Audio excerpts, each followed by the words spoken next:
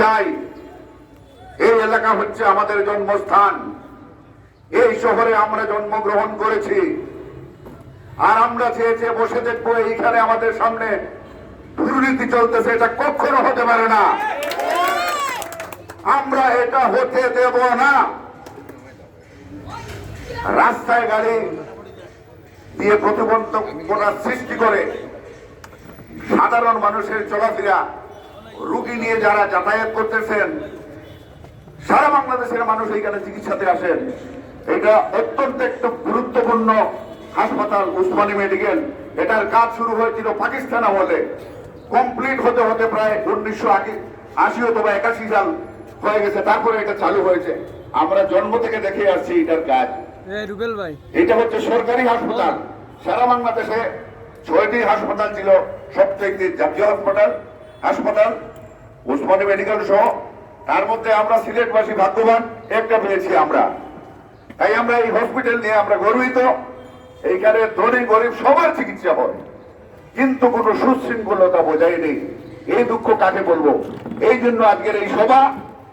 এই রাস্তাটিকে যানজট মুক্ত করতে হবে, এই রাস্তা থেকে হকার উচ্ছেদ করতে হবে, এই রাস্তা থেকে নেশাপাতি যত কিছু হচ্ছে সব কিছু তুলে দিতে হবে।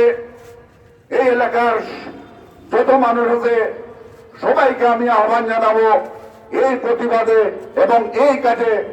এত সুন্দর একটি সমাজসেবা, আপনারা সবাই ঝাঁপিয়ে পড়ুন, সবাই একত্রতা পোষণ করুন। ইনশাল্লাহ এই উসমানী মেডিকেল সহ 9 নং এবং 3 নং এবং 11 নং ওয়ার্ডের যে কলঙ্ক, সেটা আমরা মুছে ফেলবো ইনশাল্লাহ। সম্মানিত উপস্থিতি, অনেক কিছু বলার আছে। আমার পূর্ববর্তী বক্তারা খুব সুন্দর করে বুঝিয়ে বুঝিয়ে বলেছেন। এক কথাকে বারবার আমি বলতে চাই না, আমি নতুন কিছু বলতে চাই।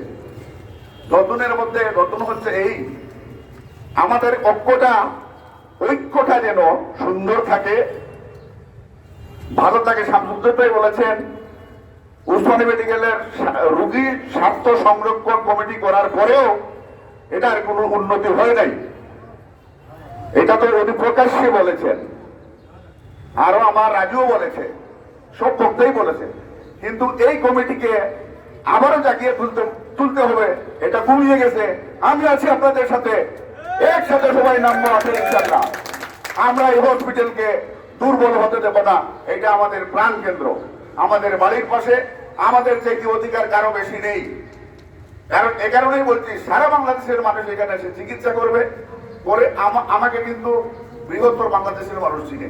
আমার গাড়ির ব্যবসা ছিলাম, পরিবহন সেক্টরে সবচেয়ে বড় ব্যবসায়ী ছিলাম সিলেটে।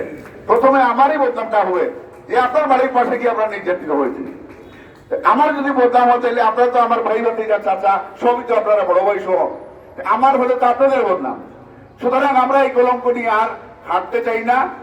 আর আরেকটি কথা বলতে চাই, ফার্মেসির কথা এখানে উঠে এসেছে। ফার্মেসির ভাইদেরকে আমি জানাবো, এখানে কিন্তু বেশিরভাগই লোকাল মানুষ যারা, তারা ফার্মেসি ব্যবসা করেন এবং বাহিরের থেকে আসছে যারা, তারাও করেন।